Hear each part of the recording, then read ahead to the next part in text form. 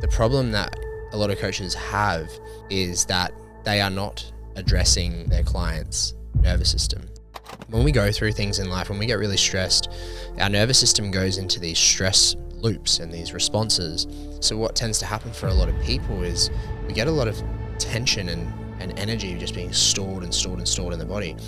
And this is where just talking doesn't come close to it. It can't get to it. You're going to the mind and you're trying to fix it there, and that's not where the fucking problem is. The thing with these types of modalities and approaches is they can work and they take a lot of time. But you have this modality and this skill set that in 45 minutes, if done right, you can give someone so much relief. You haven't just given them relief, you've given them hope. You can literally shift someone's whole state of being within a matter of minutes with this shit. This is a thing that is going to allow you to access your client's nervous system. Yes.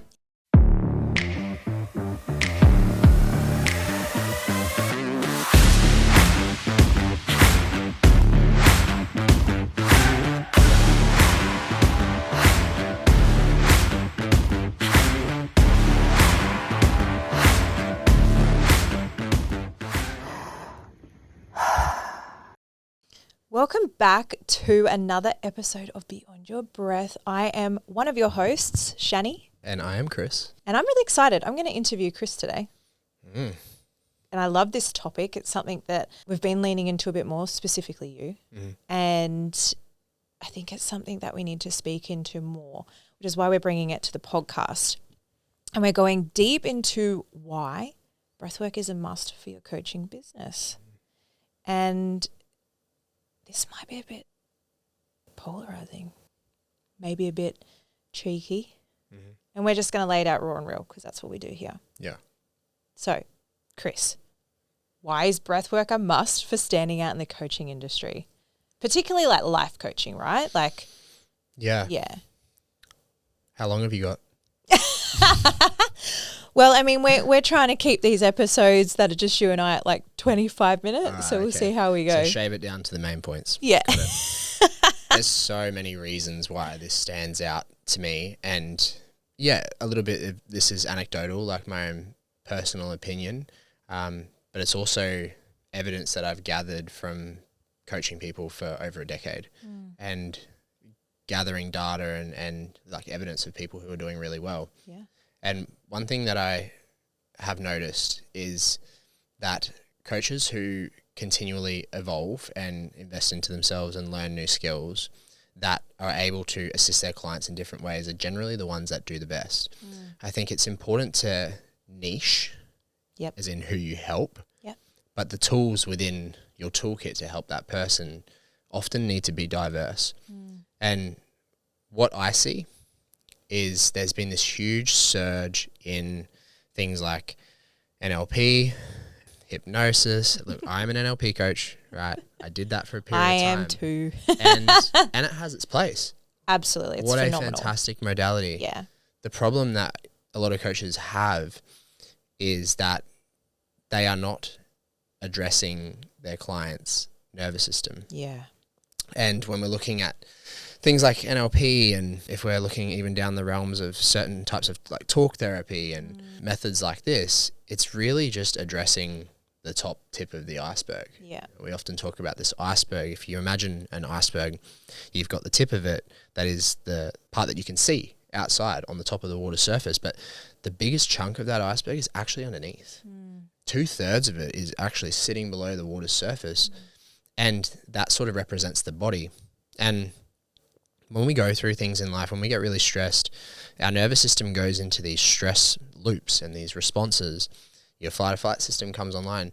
And because we're not as clued on as our animal friends in the wild, we typically don't use this energy and discharge it and simply use it like our animal friends do. And so what tends to happen for a lot of people is we get a lot of tension and energy just being stored and stored and stored in the body. And this is where, just talking doesn't come close to it. It can't get to it. Who here has done all the talk therapy and just doesn't feel like they get enough from it? Yeah. It's that feeling of like there's a moment of relief, and maybe you're like, for some people it's not even relief. Like they walk out, I've heard stories walking out and they're like, I feel worse. Oh, yeah, that was me. Yeah. I took a photo of myself in, I think it was like 2016 or 2017, and I went in, had one session with a psychologist, and I walked out. I was sat in my car. I looked gaunt. Yeah. And I took a photo of myself and I actually posted it. I was like, I've just had a therapy session and I feel worse than what I did going in. Yeah. Like, and that was me calling for help. I was like, Yeah. I need another option. I need another way. Like, yeah. And the thing with these types of modalities and approaches is they can work and they take a lot of time. Yeah. They take a lot of time, and sometimes you have to find the person that you resonate with the most. I had experiences similar to you. I walked out thinking, fuck, I really held on to a lot of hope walking into that. I'd feel better walking out, and I didn't. Yeah. And I did find a fantastic psychotherapist in the end. And there are certain therapies out there that are done really well, and they typically are a mix of somatic work. You know, there are some trauma therapies that do focus on the body and the integration of the body. But a lot of it, this sort of talking style of thing, what a lot of people are missing is that your mind doesn't know the difference between things that are in the past and imagined, things that are perceived, and things that are actually happened and are there with memory. Yeah. And if your nervous system hasn't closed loops on these things, then it just feels like it's happening again. Yeah. There's this feeling of reliving it again. And so it's like this Band-Aid roller coaster effect, this loop-de-loop thing of, okay, this feels good, like I had a bit of relief for a bit, but now I'm back here again. Why am I back here again? Like I felt good, It's but literally now I'm what not. I was like. Yeah. I'm feeling good. I'm feeling clear. And I've worked with a lot of people too that, you know, when you give them this awareness of maybe why they are the way they are and why they're behaving the way they are and the things that they're struggling with, you can give them more awareness, but then that makes them even more analytical and they stay in their head even more. It's like when you're dishing out labels all the time. It's like, oh, you're experiencing these kind of symptoms, or you have this, or, oh, okay, so this is your behavior when you do that. So this is what that's called. Yeah. But it's like labeling stuff. Yeah, okay, it's great. But it doesn't do anything for the client. No. It just gives them something to go home and go, there's more wrong with me. I have this thing. Yeah. Yeah. Oh, there's a reason why I experience things that I experience. That's right, yeah. And even in that in itself, it depends on the type of person you are and how you take it. Of course. You can take it very negatively, or you can take it as a positive and go, fuck, there is a reason why XYZ exists. But like the exit strategy from exactly. it. Yeah. And so much of these things are created in dysregulation of the nervous system, in dysregulation of the human organism itself. Yeah. And when we think about things that are dysfunctional, typically we've had experiences in life that have caused this dysfunction within us. We haven't had the tools and resources to bring ourselves back into a functional, grounded state. And so therefore we now have some form of dysfunctional behavior, or maybe a disorder. Things are out of order, they're not working properly. I want to break down what you just said, because it's like people go, oh, yeah, I have a disorder or dysfunction, right? But break down the word. Yeah. You have disorder. the It's out of order. Yeah. So it's just out of order. Yeah. So what do you do to bring it back to order? Yeah. Or dysfunction, something's not functioning right. How do you bring it back into functioning? Yeah. And the problem is we have too much information these days. We have too much information in the mind. And the approach is somewhat similar across a lot of sort of methods these days. And the reason, one of the biggest reasons why I see breathwork as a must, and it's not just breathwork, but breathwork is the thing that is going to allow you to access your client's nervous system like this. Yes. Like your breath is intricately tied to it. So quick. So quick. Like the way you breathe. Ridiculously quick. You breathe fast, nervous system ramps up. We were driving recently down on Christmas Day, actually, to my family's home in Newcastle from Brisbane. And the whole day we were in the car. I got towards the end, I was so hungry. And I mentioned to Chris, I was like, I really want to bring in more breath work. Like, we obviously do breath work regularly anyway, but I wanted to bring in more in the new year, because I noticed this year one of my things was I would go, and I do a lot. And, you know, there's family and then there's business, and then we fit in our relationship where we can. And I'd noticed, I was like, oh, I want to have more breathwork practices in my routine because I just feel like I get dysregulated a lot easier than what I was. Still fantastic. Yeah. But a lot easier. Like, I was dysregulated more than what I was. And Chris put on this like breathwork in the car just to show me like the music in it. And I ended up just doing the breath and like 2 rounds of breathing. It wasn't even 10 minutes, I don't think. Yeah. And I was like, I feel amazing. Yeah, completely different, completely different shift. Completely different. Yeah. And I just did it in the car while we were driving. And with that comes the change in the way you think, Yes. in the way that you feel. And I think this is the missing piece that so many could be capitalizing on by adding something like breathwork into your coaching business is when you go directly to the bottom of the iceberg, when you go under the surface and when you work directly with the nervous system, when you change someone's nervous system, you will change the way they think and they feel and they behave. Hello, mindset coaches. They will quite literally be a different person. I've seen someone come in and then leave within 45 minutes, a completely different human. Yes. But 45 minutes has passed and they haven't spoke a word.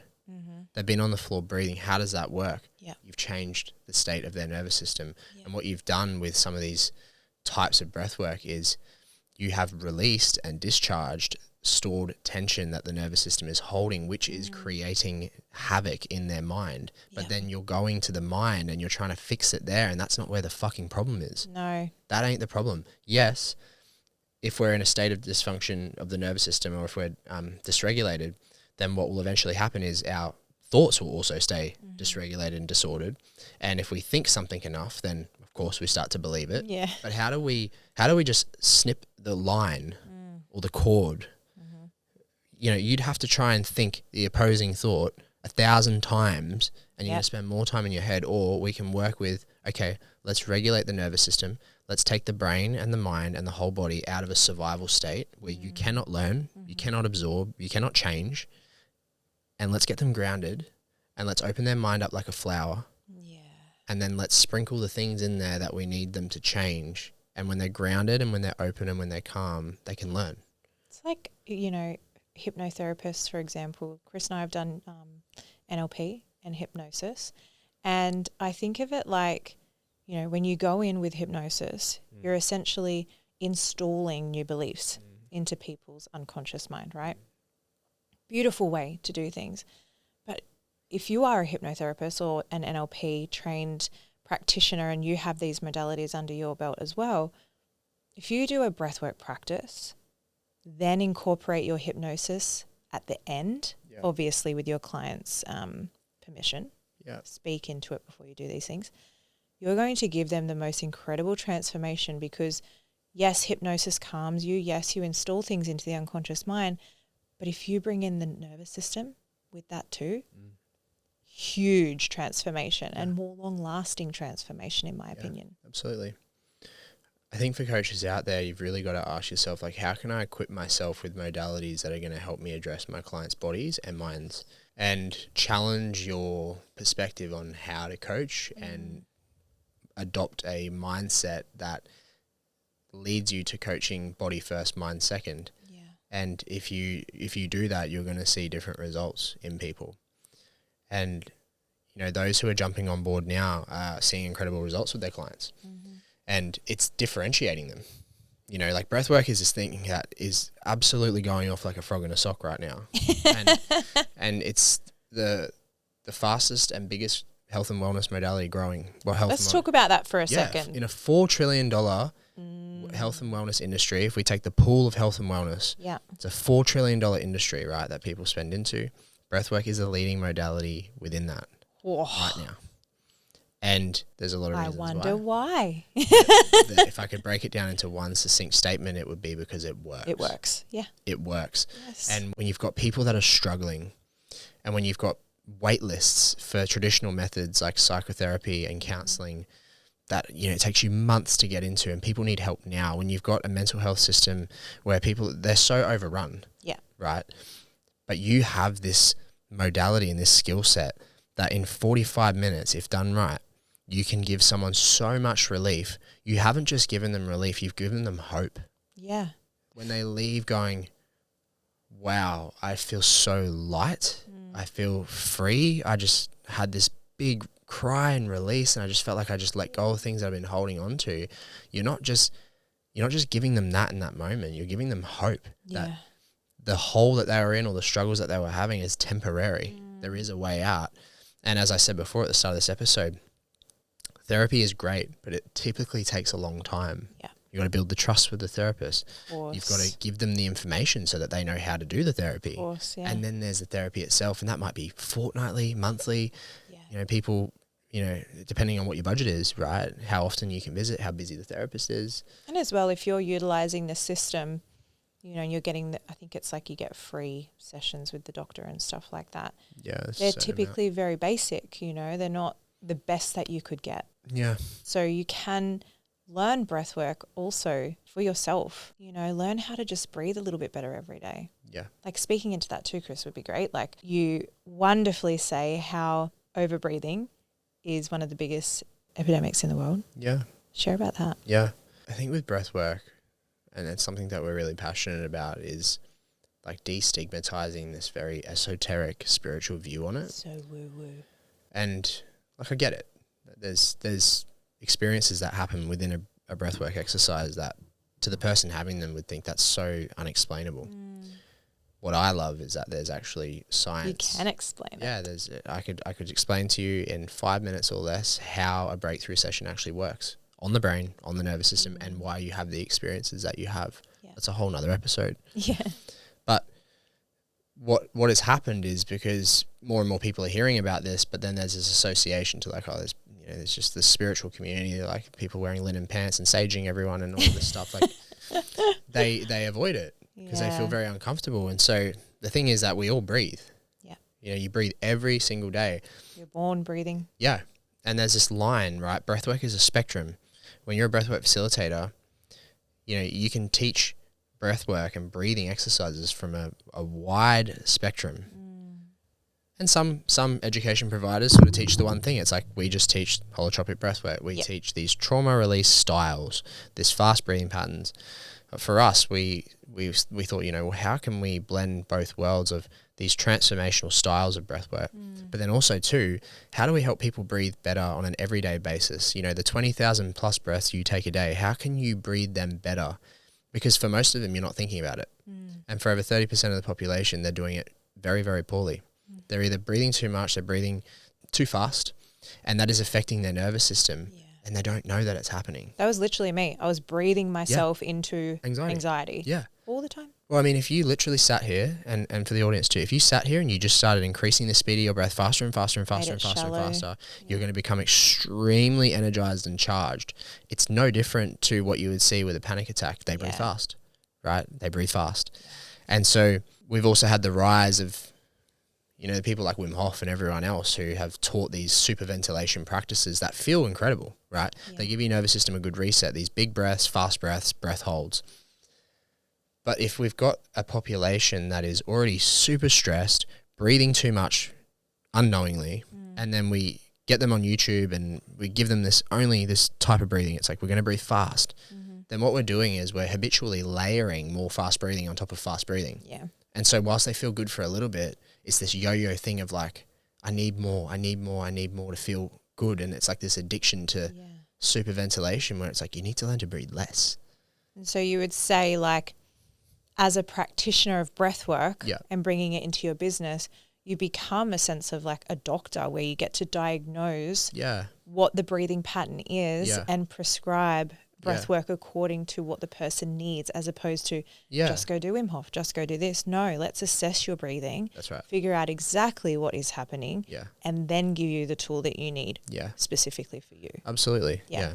I mean, I wouldn't go say doctor because doctors are fucking shit. Doctor. A lot of them these days. Maybe instead of being the breathwork guy, you can be the Dr. Breathwork. There are good doctors out there. There are I'm fantastic doctors. Yeah. If you're listening. And there are also just like, this isn't actually about the doctor. It's more so about how they're taught, right? Yeah, and it's the practice. It's the process. It's the process and it's the framework in which you work with people from. And so the reason why we're so passionate about that is because we have a very big goal to make breathwork so mainstream that having a breath assessment happens when you go to the GP, when diagnosing mental illness or anxiety disorders and things like that. That's one of our big goals. Before you take a benzo or something like that, you know, if someone's in panic, like, how are you breathing? Yeah. Because there's a part of your brain that's always spying on your breathing. Yeah. And that same part of your brain, which is so deep at your brain stem, the fight or flight parts of your brain, it just goes breathing fast, problem, breathing slow, fine. Yeah. But because we've experienced so much stress, and what stress does is it increases the speed of our breath. We're not aware of it. We don't have enough information, self-awareness, or the tools to change our breathing pattern. We go to bed stressed, we get up the next day stressed, and we keep going. And this slowly but surely increases the speed of your breathing without you knowing about it. And all of a sudden you're breathing 16 to 20 breaths per minute while you're sitting still. And that's going to tell your nervous system something's wrong. So one of the things that we do teach is, in our trainings particularly, is assessing the breathing from 3 important pillars: the biochemistry part, the biomechanical part, and the cadence part. Biochemistry being, what's your tolerance like to CO2? That's another episode. It's a whole other episode. CO2 is just as important for good breathing as the oxygen you breathe in. Yeah. Biomechanical, how are you breathing? High, low, diaphragm, chest. That's going to have an influence. Cadence, speed, how fast, how slow. And by doing that, you're not just a cookie cutter coach. You're not just a breathwork facilitator that takes people through these, fast breathing sessions and, helps them release tension from their body. You're also this educated and equipped practitioner who goes, you know what, like that person might not need that style of breathwork right now. Yeah. That might not best serve them. And so for us, and in our messaging, it's like, how can we communicate breathwork in a way that removes this sort of stigma and makes it more accessible to the everyday person, where they're like, hey, I want to give that a go, because I'll tell you right now, by doing so, it's one of the only things that I believe that you can see immediate runs on the board in terms of your health and well-being. Absolutely. Like immediate changes. It's so quick. It's tangible. You can feel it. And with that, there's buy-in. People go, this shit works. Yeah. Yeah. And it's so interesting too, because it's like, it's so fucking simple. And that's why. It's too simple. That's right? exactly right. It's too simple, because like we're born with our breath. Yeah. Of course, like, people always go, nature provides everything, right? Which nature absolutely does. Yeah. Wouldn't it make sense then that nature has provided our breath? Exactly. To help us heal. Yeah. In so many ways outside of what we even know to be true. Mm-hmm. But we just have to tap into it. And breath work, it wasn't created with Wim Hof. No. It was created well before, like thousands of years. Yeah. There's recorded history in the ancient times of breathwork practices. So it makes sense that we have this tool. It is a gift in our life. We don't live without it. That's right. It makes sense to learn to utilize it well. Yeah. And do it really, really well. Yeah. And, every breath that you take either, gives you life. I just had the every breath you take. Either gives you life, or in some paradoxical way takes from you. Yes. Yes, you're still breathing in oxygen, but it's just so much deeper than the oxygen. It's, how is the breath being taken in?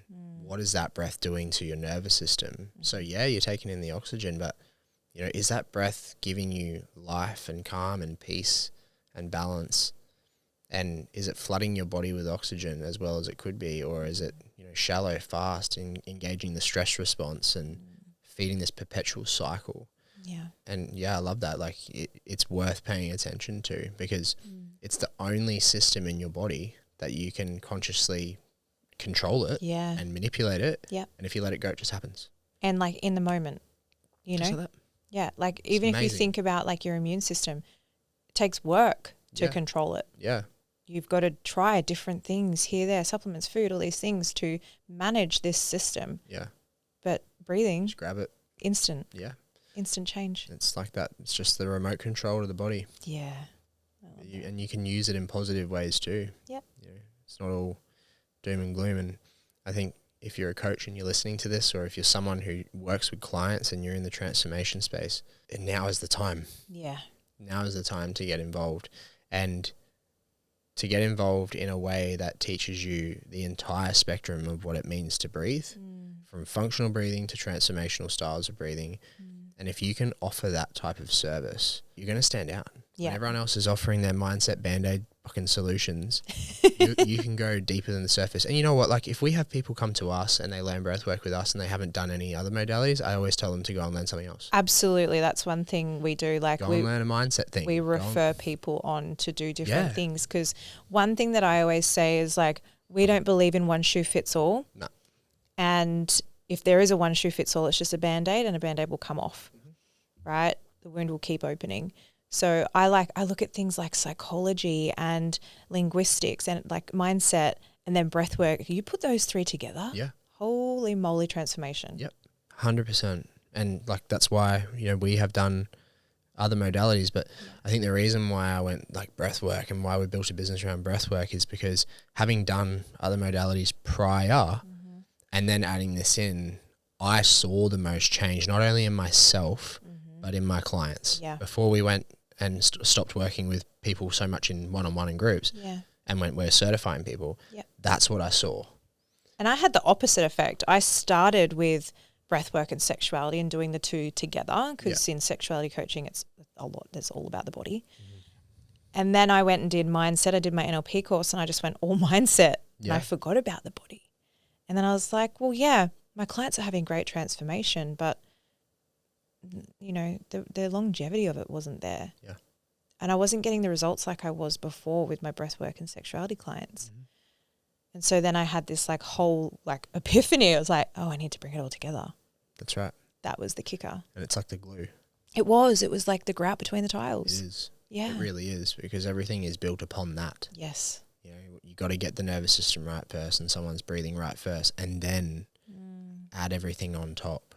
But, you can literally shift someone's whole state of being within a matter of minutes with this shit. And sometimes it doesn't need the whole, like, I'm going to pull your mind apart and we're going to rewire it for the next 8 hours and over the next 10 weeks. No. Because sometimes you don't need that. Fucking oath. I remember doing some mindset stuff a little while ago around a topic that felt so complete for me. Like in my mind, I was like, there is just nothing there for me. There's no story.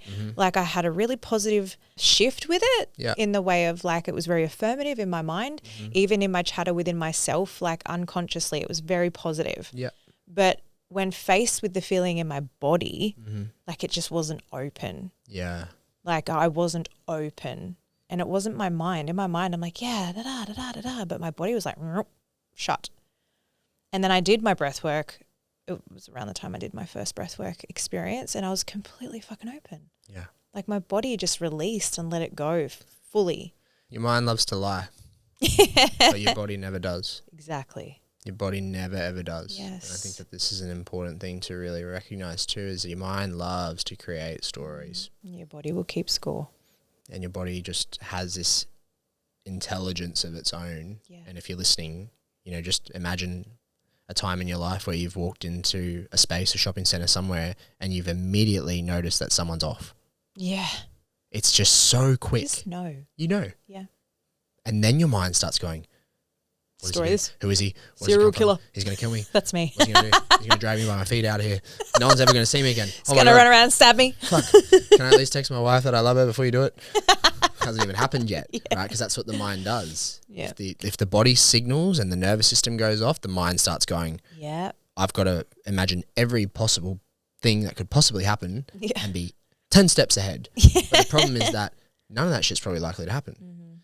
But if you can really just get in tune with your body, which takes you getting out of your mind and being in here, then you're so much more receptive to what's going on around you and you're actually living in the moment. Yeah. And it's when that mind and that body comes together, it's when you experience that magic of like presence, and breathwork is one of those things that can give you presence like that.